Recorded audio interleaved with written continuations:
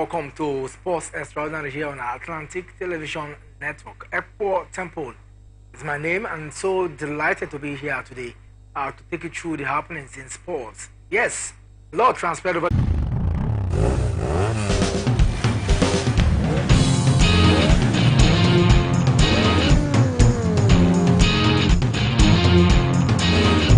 Greenwood's went for goal. Goalkeeper missed it.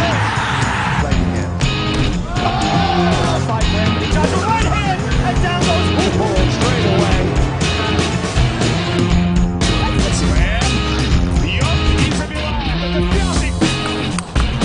Oh, what a point to end it on! So now here's this winner at the best. And this winner in 12 years for this. So drink it in. All right, welcome back from that short break. Joining me live this evening to look at some of the discussion we have on the menu is Emmanuel Michael. Emmanuel, it's a lovely evening. Monday, a lot transpired over the weekend. I'm sure you really had some time glancing through events in sports, and sports is a big market.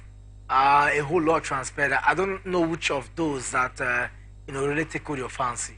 Yeah, first I want to say good evening to you, Kim, Temple, and good evening to our viewers out there. A whole lot of sporting activity actually transpired within the weekend, and one that is having so many Nigerians off the court himself, talking about Novak Djokovic, winning yet another, major title yesterday, and not forgetting in the Formula One, Verstappen is still doing massive things out there.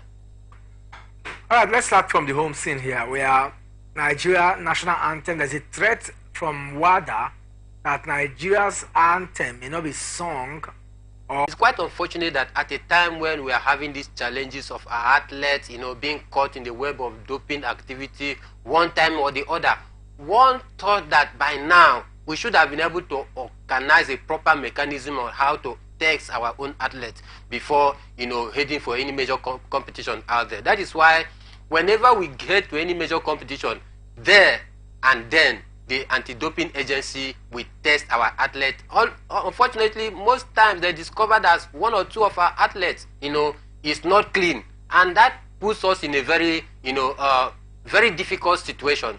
And one thought that by now, the Nigerian Athletic Federation should have been able to organize and conduct a proper testing, or doping test for our own athletes before, we head for any major tournament. And as it stands right now, if they don't take any drastic action in order to solve this problem, I tell you, the hammer is just winging around the air. And when it lands, will not also receive any recognition. Even if they go there as neutrals to participate in any competition, they are not going to be recognized. Why? Because our flags will not be hoisted. And you know what that means? It looks as though Nigeria is not taking part in it. And any other financial activity that should have been accrued to the Nigerian Athletic Federation will not come. Why? Because the hammer has fallen against them. So for me, I think in all of this, I see doom days coming if the Athletic Federation of Nigeria don't take any drastic step in order to stop this hammer that is swinging around the air. It's going to be a very disappointing one for us if it lands. I listen to you and I try to... Independence. And by so doing, they have their own finance, channels them independent, because without finance, I tell you, it will be very difficult to achieve. It will be very difficult to achieve, and that's the truth. But then, the Athletics Federation alongside the Sports Ministry needs to rally around and ensure that that hammer or the ban do not come, because it will be very bad. I'm just wondering how we are going to be at the Olympics and yet not in the Olympics. It will be very bad. It will be very bad. In short, there's nothing as bad as that. After all these men and women, all our young girls, putting their effort, putting their best to make sure they get to the top, to make sure they represent and hoist the flag of Nigeria with pride and dignity.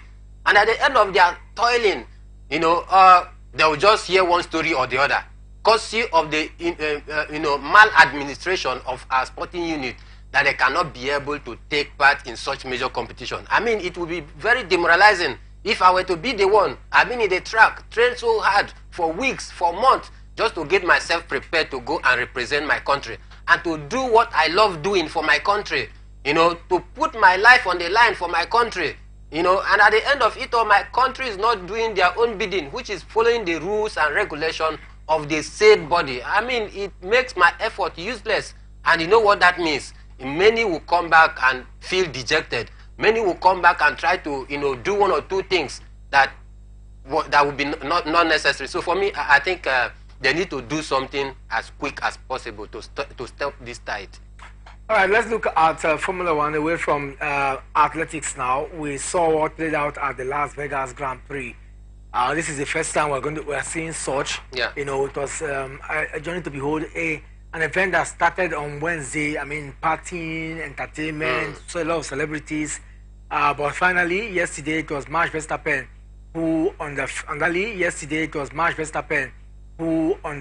circuit where amount of money was imputed in setting up that Grand Prix, won his 18th. Been able to, you know, do pretty well this season, and I think his engine is just the key, you know, because we are talking about Mercedes. Don't forget, in the past couple of years, Mercedes was very dominant when you talk about the, you know, Grand Prix. Mercedes was a force to be reckoned with, but you know, all of a sudden they dropped down the pecking order because their engine started developing one issue or the other. I heard this season they actually tried to, you know, do some maintenance, but it looked as though, you know, that maintenance efficiency of Jannik Sinner on a day where one thought that because Jannik Sinner won him in the group stage, is going to, you know, live up to that billing this time around, heading into the final. But then again, it wasn't to be, as Novak Djokovic, you know, brought his A game to bear yesterday. It was I mean, imperious display from him out there, and as it stands right now, he has broken record, you know, 7 ATP final. I mean, it was a big one out there, and this is one man that is not ready to call it a quit. Despite his success, he's not even ready to take his foot off the gas. He's not taking any chances. And at the time where we are seeing him squaring up against a young lad of, you know, within the age range of 20, 22, 25, and this is a man that is about 36 years. One should expect that because of the vibrancy of this, you know, youthful age that, you know, Carlos Alcaraz and Jannik Sinner has, you know, they are going to give, you know, him a very tough run for his money. But then again, he always comes to the party any day, anytime, and that is Novak Djokovic for you. And that's why I'm a little bit bothered, because if at this point, like you mentioned, the age bracket, I mean, no one can stand strongly against him. It makes me feel that that might just be a level of inconsistency playing around this young generation, other than what we've seen in the older generation, which makes it easier for Novak Djokovic to always win. Definitely, I will agree with you that this young, youthful, vibrant, you know, tennis players out there lack that consistency, because at the time when we were looking at, you know, Carlos Alcaraz after defeating, you know, Novak Djokovic at the Wimbledon, one thought that he's going to build on that momentum, you know, to continue to, you know, be a force to be reckoned with and to even get to the #1 spot. But then again, at a time when we expect so much from him, he just felt like a pack of cards. He couldn't hold to that stardom. He couldn't hold on to that #1. He couldn't hold on to the dream and aspiration of many tennis lovers out there by making sure that he give Novak Djokovic a good run for his money. So for me, I strongly agree that, you know, inconsistency seems to be, you know, that, you know, missing piece that have not allowed these young ones to have a better or upper hand against Novak Djokovic.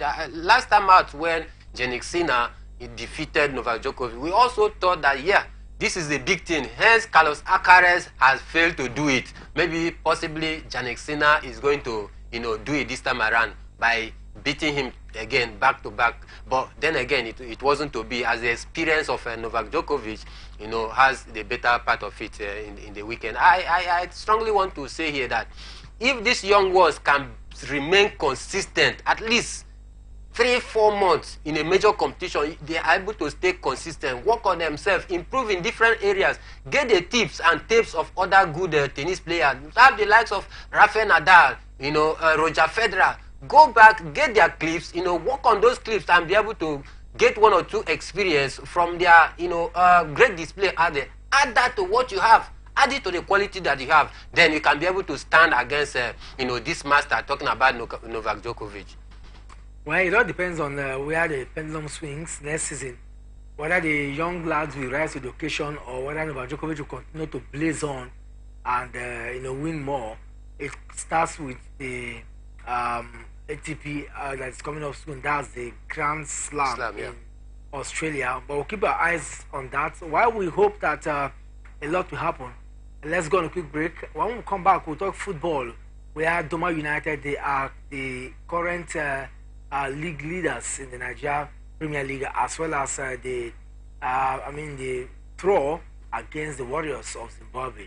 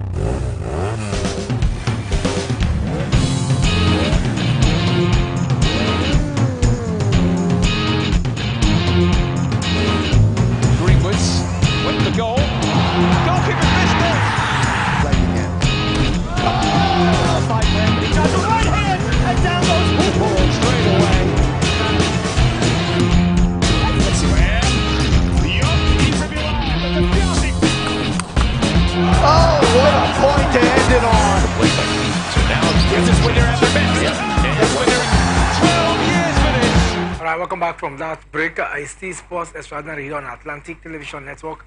And it's time to talk football. We'll start with the local scene here. We'll start from the local scene here where we saw mark the 9 actions in the Nigeria Premier Football League across various centers. And we cannot count the number of goals, because there were shortage of goals in most of the games played.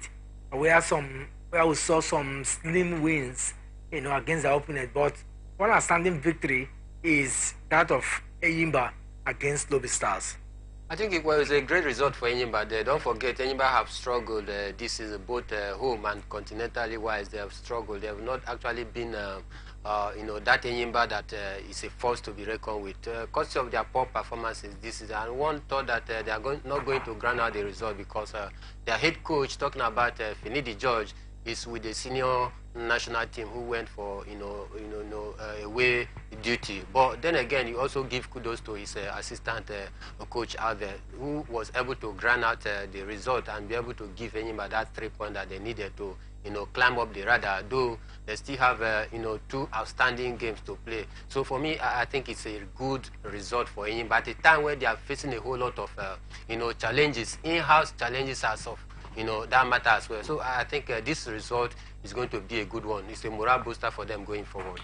I mean, you talk about a good result for Enyimba Football Club, and they muster some of these results whenever the judge is not in the dugout. And I begin to wonder, because it would have been difficult for them if Finnish George would have. Just maybe. Yeah. Was winning against Lobby Star, the previous table toppers. Looks for me that the assistant coach really knows his onion.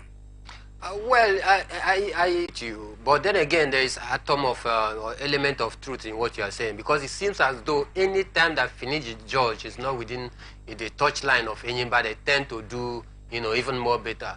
And for those replacements that came in, I've been hearing of quality, good signing out there, because one of the most successful team, here in Nigeria, because they have won the CAF Champions League twice, back to back.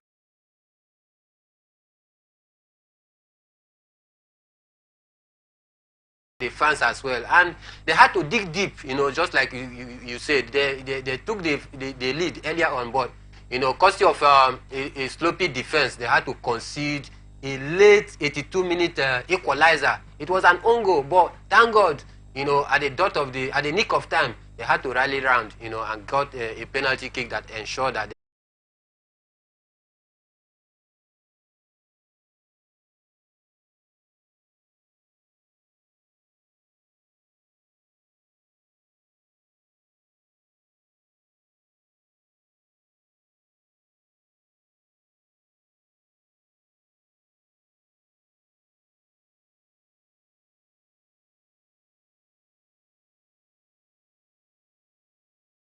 the club football this time in Africa. We saw the last 3 times and the last 2 times, and they also got to the semi-finals of the competition last year.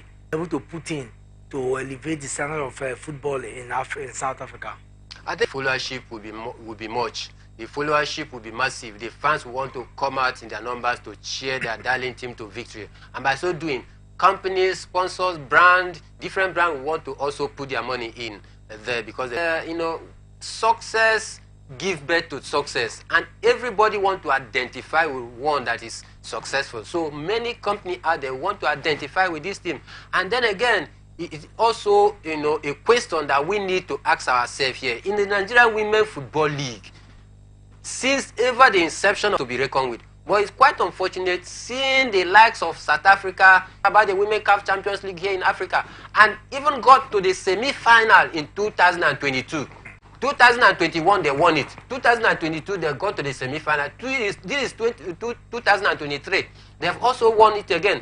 It clearly tells you how massive, how organized, how serious they are taking their women league out there. And one calls to question, one asks, what happens to our own Rivers Angels? What happens to Bayelsa Queens? What happened to Edo Queens? These are big teams when you talk about women football here in Africa, that is doing good. But when we get to the continental, we seem not to replicate that force, that thing that makes us, a force to be reckoned with when you talk about women football. So I think this is a challenge for the Nigerian Women Football League here in Nigeria, for them to brace up, rise up to the occasion. If the South African Women League is dominating, the Women Champions League out there, and there is a heavy prize money that comes with that. What if our teams, doubles their effort and go all the way to lift the trophy? It gives that team more popularity. For example, River Angel. If River Angels gets there and got to the final, I assure you that there will be a massive followership, and that will attract more sponsorship to them. So for me, I think it's a great one for the South African Women League out there. And the elevation of football activities in the PSL and the Women League in South Africa is really yielding fruit. I hope to even do more.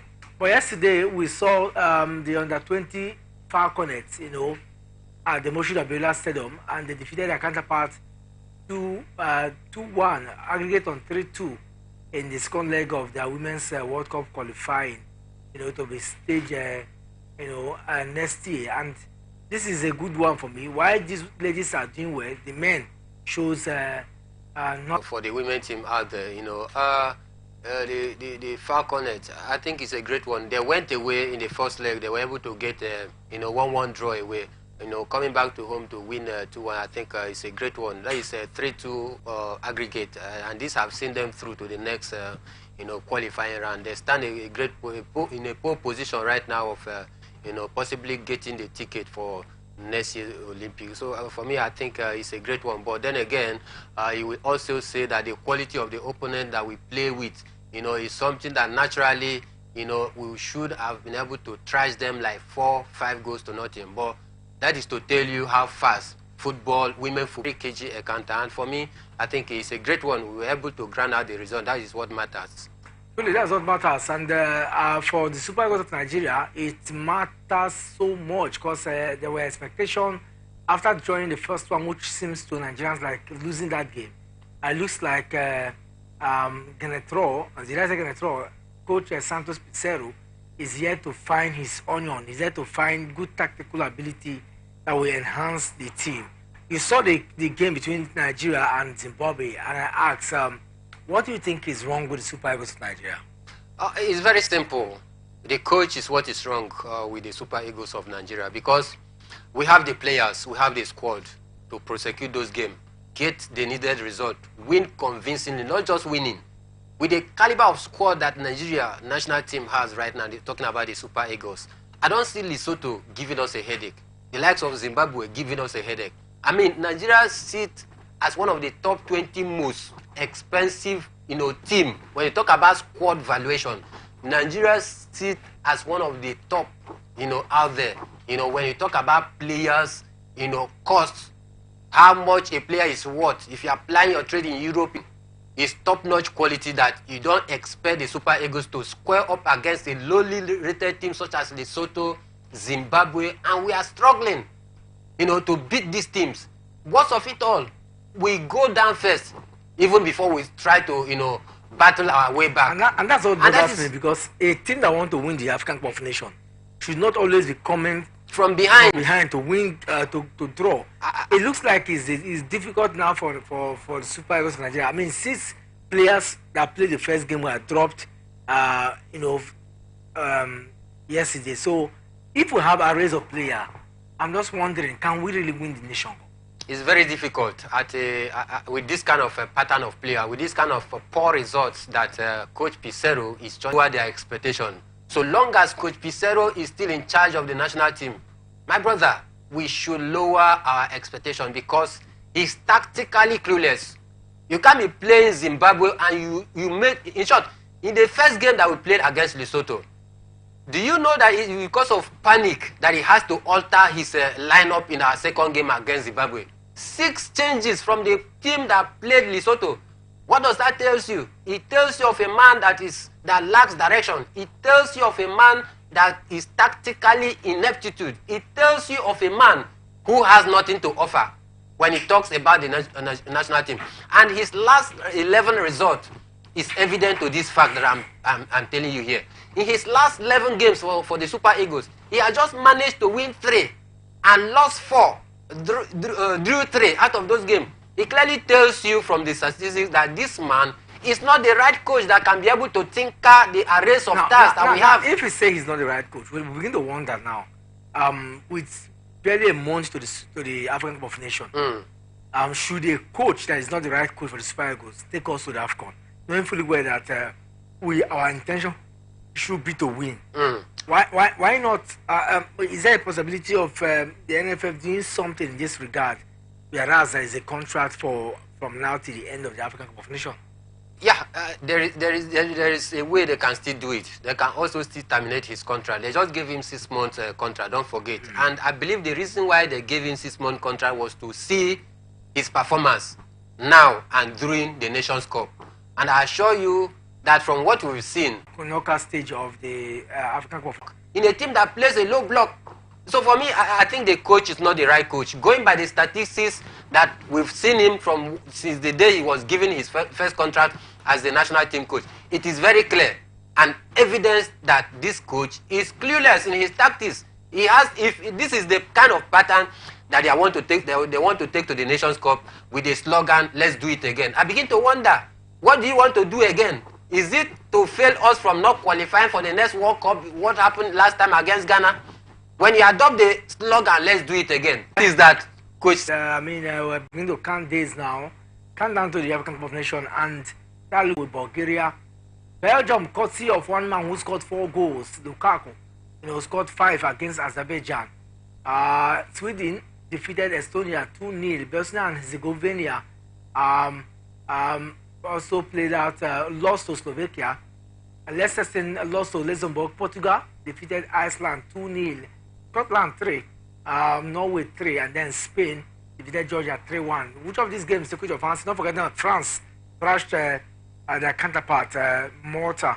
Gabriel's the reign of goal from Azerbaijan. I think that was Germany who scored Is it 13-0 against Azerbaijan?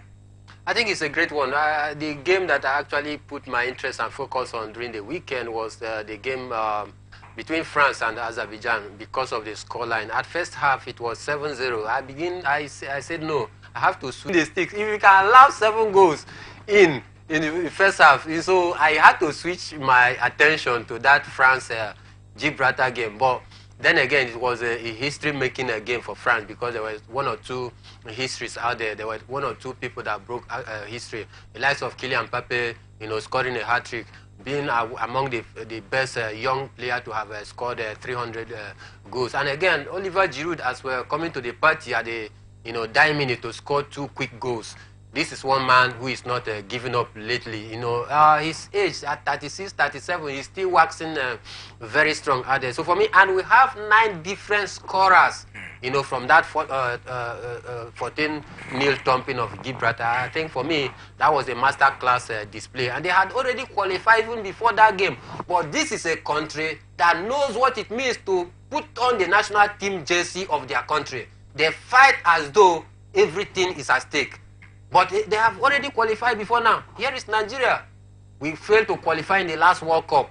That should have been a pointer to the fact that the boys should brace up to the occasion and not disappoint Nigerians and themselves again and the nation.